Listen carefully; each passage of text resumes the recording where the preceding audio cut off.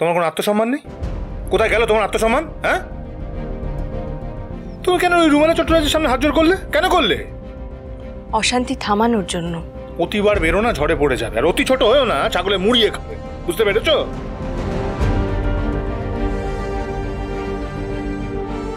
আমি সংসারটাকে এক সূত্রে বেঁধে রাখতে চাই মিস্টার মাথা গরম, আর সেটা মাথা গরম করে হবে না। তাহলে কি করে হবে? কি করে হবে? পা ধরে? না গো, ধৈর্য ধরে হবে। শোনো পূজা, অত সহনশীল হয়েও না। কেউ মর্যাদা দেবে না, কেউ না, আমি বলছি তোমাকে। কেউ দাম না দিলেও আমি আমার কর্তব্য করে যাব মিস্টার মাথা গরম। আমি যে এই বাড়ির মেজ বউ।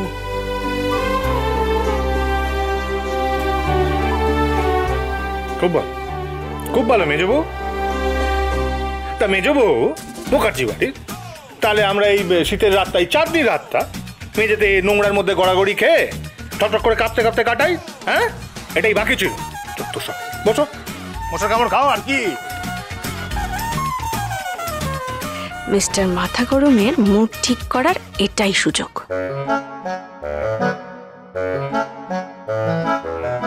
ওহ বাবা গো! এটা কি হলো? হ্যাঁ, তুমি এখন তো না কিছু নেই, হজর তো খাওনি, গায়ে পড়লে কেন? হ্যাঁ, আমি গায়ে পড়া বলে? ছি ছি ছি, তুমি কি অরিন্দম চট্টরাজের মতো আনপ্রেডিক্টেবল হয়ে যাচ্ছ নাকি?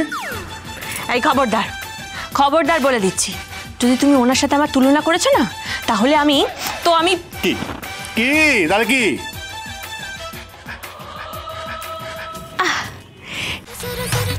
Touch me, touch me. Zara, zara, kiss me, kiss me, kiss me. Zara, zara, hold me, hold me, hold me. Zara, zara, oh, oh. Touch me, touch me, touch me. Zara, zara, kiss me, kiss me, kiss me.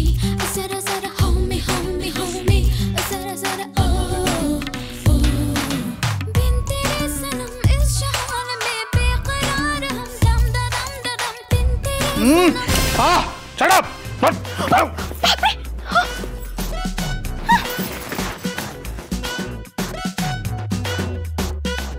তুমি আমাকে grow up বলো, এদিকে নিজেই এখনো বড় হওনি। তাই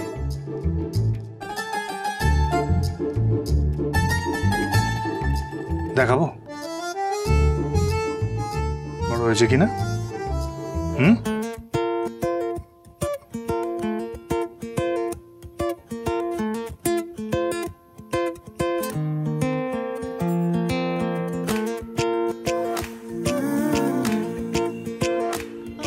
না থাক,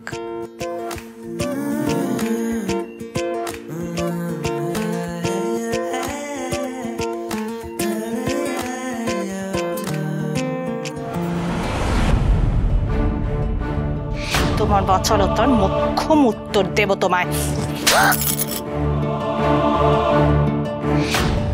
যে আর মায়ের উচিত হয়নি আমায় থাপ্পড় মারা। এই ঘটনাটা যদি আমি মিস্টার মাথা গরমকে বলি, তাহলে উনি তুলকালাম বাঁধিয়ে দেবে। না থাক, বলবো না। আমাদের এই মুখার্জি বাড়ির পৌষ মাসে লক্ষ্মী পুজোর অনেক মহিমা ছিল। এলাকার সবাই সবাই, হ্যাঁ, গরিব বড় লোক নির্বিশেষে সমস্ত আত্মীয় স্বজন সবাই সবাই একত্রিত হতো, এক জায়গায় আসতো, সবাই মন ভরে ভোগ খেতেন। 108 রকমের ভোগ দেওয়া হতো। তো বড় যে এলাই কাণ্ড করেছো, এত এলাই পুজো করবে ভেবেছো, সেটা কিভাবে করবে, কত খরচা হবে, কোনো আইডিয়া আছে?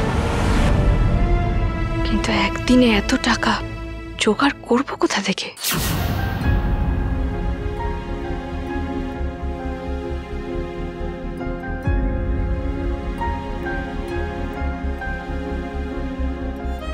পূজার দেওয়া কথা কি করে রাখি? অলরেডি কত ধার দেনা হয়ে রয়েছে। কোথা থেকে এত টাকা জোগাড় করবো কে জানে। উফ,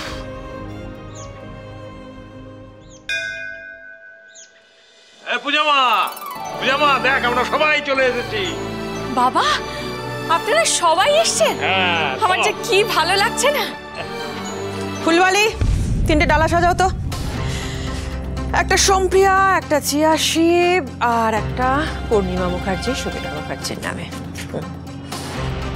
পূজা দি আর অ্যাংরি ম্যান, ওদের নামে তুমি পুজো দেবে না? জিয়া জিয়া, মা সিদ্ধেশ্বরী সর্বদা আমাদের সহায়, তুমি রাগ করো না। প্লিজ ডোন্ট মাইন্ড পূর্ণিমা, তোমরা এরকম এলএস জায়গাতে আসো। ইস, এলিস মানে সে কি পূজারিনী, তুমি এলএস শুনোনি? Not again. আবার শুরু হয়ে গেলে তো তোমরা। চিয়া ডার্লিং, কি উল্টোপাল্টা বকছো? আমরা শেষ হলাম কবে যে আবার শুরু হবো? কিন্তু এলএস মানেটা কি?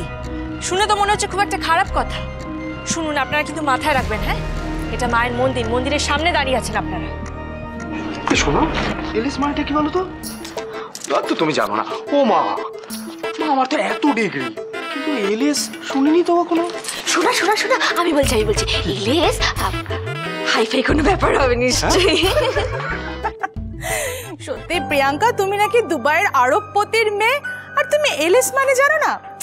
এনিওয়ে, এলএস মানে হচ্ছে লো সোসাইটি। এবার বুঝেছো? কি? মায়ের মন্দির লো সোসাইটি? এটা মা সিদ্ধেশ্বরীর মন্দির, পবিত্র স্থান।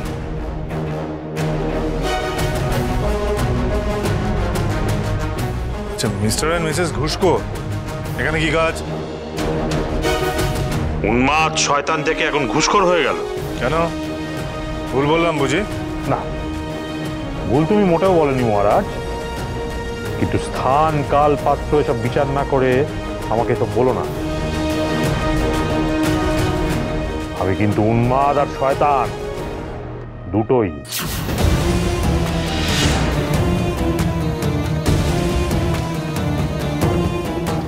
হ্যাঁ, আপনি নিজেকে সঠিক চিনেছেন, তবে কি জানেন, আমি আবার নিজেকে সঠিক চিনি না।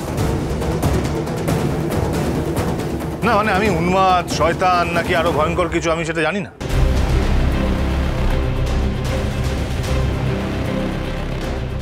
মিস্টার মাথা করুন, তুমি না ওদের সাথে তর্ক করো না। কেন বোঝা? তুমি ওনাকে উচিত জবাব দিতে পারো, আমি দিলেই প্রবলেম। এই বাচাল ফুলবালি, খালি কথার চাষ। ডালা চাইলাম না তোমার কাছে,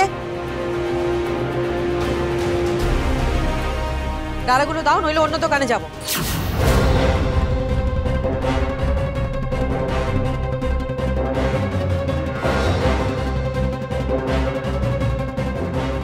হ্যাঁ মা, দিচ্ছি। দাঁড়াও, ডালা সাজাবে না তো? যারা মানুষকে মানুষ জ্ঞান করেন, সম্মান দিতে জানে না, সে যেই হোক না কেন, তার জন্য তুমি ডালা সাজাবে না।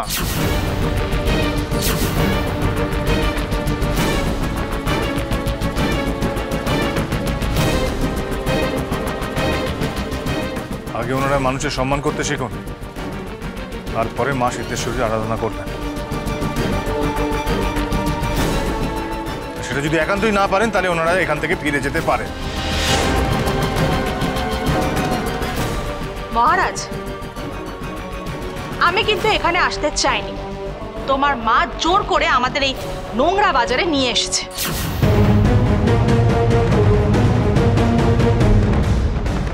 নোংরা বাজার? এটা মায়ের মন্দির সংলগ্ন বাজার।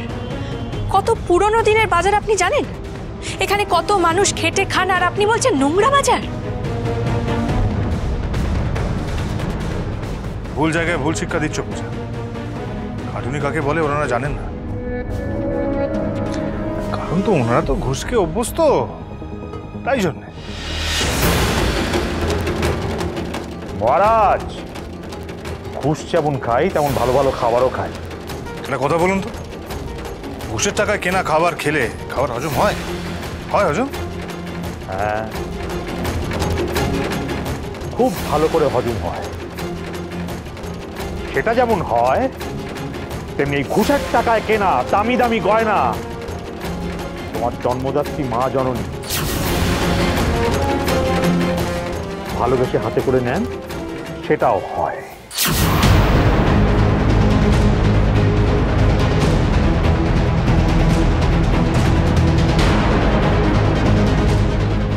মহারাজ, তুমি আমাদের অপমান করছো করো, কিন্তু একটা ছোট্ট প্রশ্নের উত্তর দেবে? ভেবেচিন্তে প্রশ্ন করবেন কিন্তু। হ্যাঁ।